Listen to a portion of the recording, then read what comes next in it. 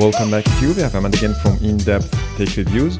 And finally, Google released December 2021 feature drop for the Pixel 6 series, and here I have it on my Pixel 6 Pro. This build includes 80 bug fixes and improvements for the Pixel 6 models that you can check using the link in the description below. But over time, I created my own list of bugs and issues, and I found some of them are not yet fixed. On top of this, I will show you some big improvements in certain areas, and some hidden features that only showed up on my Pixel 6 Pro and didn't make their way to the older Pixel models. So let me share all of this with you, but before getting started, let's make sure to subscribe and hit the bell icon to get notified every time I post a new video. So let's jump in. Let's start with the issues, and the first one is in the Wallpaper and the Style app. Let's say I'm gonna choose one of the palettes under the wallpaper colors and then go to my preview page. If you take a look here, you'll see the clock widget has a pink color.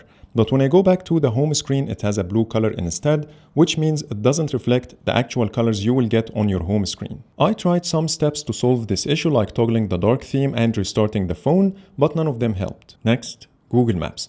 And here I have two issues. Let's say you are navigating to a specific place with the assistant driving feature activated. When you go back to the home screen, you will see the phone lags for a few seconds before entering the picture-in-picture mode. The second issue is the misplaced overlay buttons in the picture-in-picture window. As you see, everything is shifted down, and when you tap on any of them, nothing happens. But as a workaround, when you tap on the original location of the button, it will work normally. Those two issues exist on all the Pixel models I have, the Pixel 4a, the Pixel 5, and the 6 Pro. I thought they are app-specific issues, but after testing Google Maps on Samsung phones, I didn't encounter the same problems. So it seems to be an issue with Google Maps on Pixel phones only. Issue number 4. If the keyboard is showing, when I pull down the notifications shade, the keyboard dismiss button will not disappear. And in this case, tapping on it will dismiss the notifications shade instead of the keyboard. And I found the same thing happening if you have the quick settings expanded.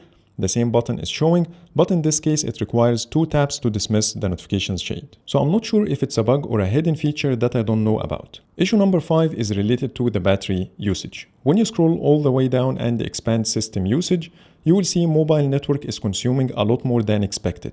And if we're going to compare this to other Pixel phones like the Pixel 4a, here I have the mobile network standby at 2% and it never exceeds 10%. So it seems like this issue is only impacting the Pixel 6 Pro. In some cases, the mobile network usage exceeds 20 and 30%, but let me show you a small trick that will keep it under 20.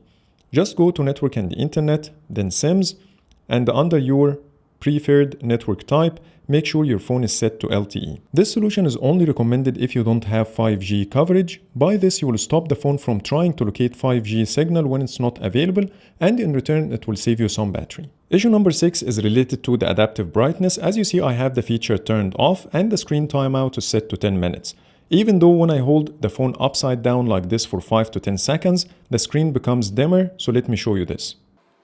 As you see, the screen is now dimmer, and after a few seconds, it will return back to the normal brightness level. I'm not sure if it's a bug or a feature, but either way, it gives me a hard time when I try to measure my display brightness using the light meter, because every time I do this and wait for a few seconds, the display brightness becomes noticeably dimmer, and if I waited longer, the phone will lock itself.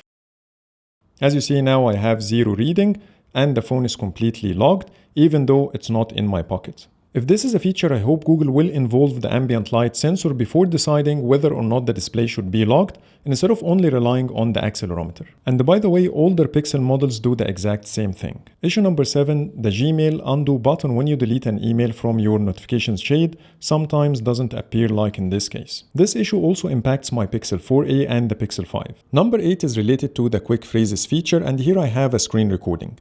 In this case, the Do Not Disturb is activated and I received the phone call.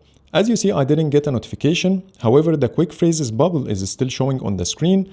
And guess what? When I say the command either to answer or decline, the phone will act accordingly. This issue might lead to unexpectedly answering phone calls while having Do Not Disturb activated. Now let's talk about the major improvements after December 2021 feature drop, and the first one is the 4K 60 recording. Back in November, in my previous video about Google's Tensor chip performance, I tried to record a 4K 60 video indoors in an air-conditioned room, and the phone stopped after 22 minutes of recording due to overheating. I tried the same test again after December update, applying the same conditions like before, and this time I got 1 hour and 11 minutes of continuous recording before it overheats. And the temperature reached 43.1 degrees. So if you're gonna do the math, that's a 3.2 times improvement compared to the previous test. But this time I took a step further and tried the phone outdoors. The first scenario is outdoors in the shadows with the airplane mode and the auto brightness activated. Here's how the situation looks like in reality, and the temperature is 26 degrees Celsius with a slight wind. This time the temperature is much higher than the previous test, which should impact the results dramatically,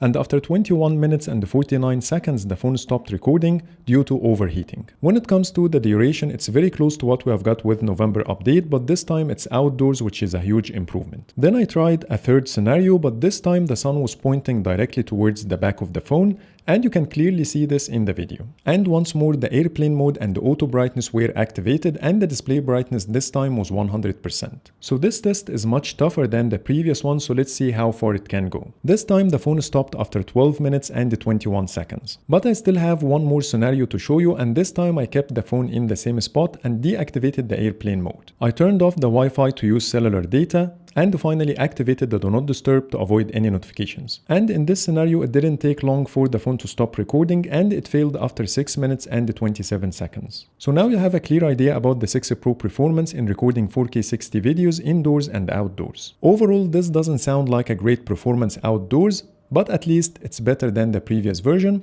and I hope Google will continue improving this area. The second big improvement is in the Wi-Fi speed. Here I have a 500 megabit per second internet connection at home, and before the update I was getting between 200 to 300 maximum, even if I'm sitting next to the router. But now I'm getting much better speeds, and to confirm this, here's a side-by-side comparison with my Pixel 5 and the 12 Pro Max. All three are connected to the same 5 GHz Wi-Fi network. All of them are running the latest software versions available at the time of filming this video, except the Pixel 5 is running the first beta of Android 12L. So let's run the internet speed test on all of them one by one.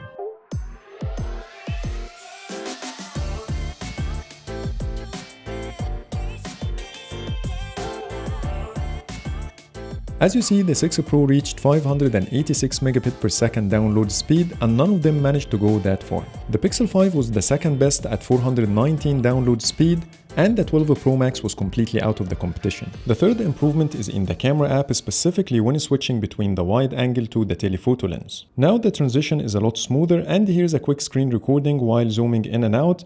And as you see, it takes only half a second to switch between lenses, which is a lot better than before.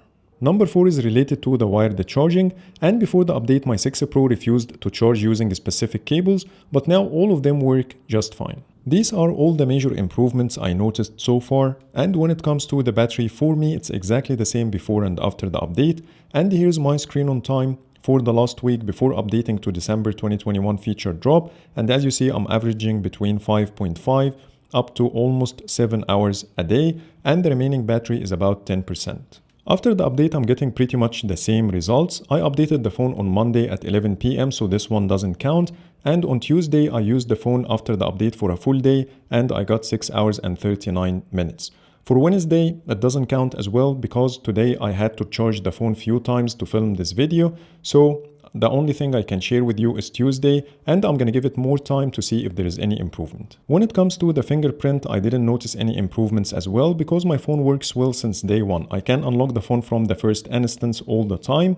So if you have any improvements related to the fingerprint, please let me know in the comments. Now let's talk about the hidden features I spotted only on the 6 Pro, and the first one is in the device controls. Now we have two different haptic feedbacks depending on your device state. So for example, here is my office lights turned on, and when I tap and hold on the tile, I'm getting the same expected haptic feedback as before, but now if the device is inactive, I'm getting a much stronger one, and you can try it yourself to feel the difference. The second hidden feature is under settings, connected devices, connection preferences, and when you scroll all the way down, you will see a new toggle here called ultra wideband. The description says helps identify the relative position of nearby devices that have ultra wideband. And you will find this toggle only on the 6 Pro because it's the only model that includes the chip. Next, the lock screen animation on the 6 Pro is different. When I press the power button, you will see everything moves down first, while the Pixel 4a moves in the opposite direction, which is up. And when I press the power button again, as you see, both are using different directions. And finally, the charging animation on the 6 Pro is also different. When I plug the power, you will see the charging waves first and then the clock will animate. While on the Pixel 4a, the clock will animate first and then you will see the charging waves. So that's pretty much it for today. Those are all the new things I wanted to share with you after installing December 2021 feature drop on my Pixel 6 Pro. You can also check my initial video about the update if you want to know all the new features. But for now, I hope you like my video, and if you do, please hit the thumbs up and subscribe for more videos. Thank you for watching.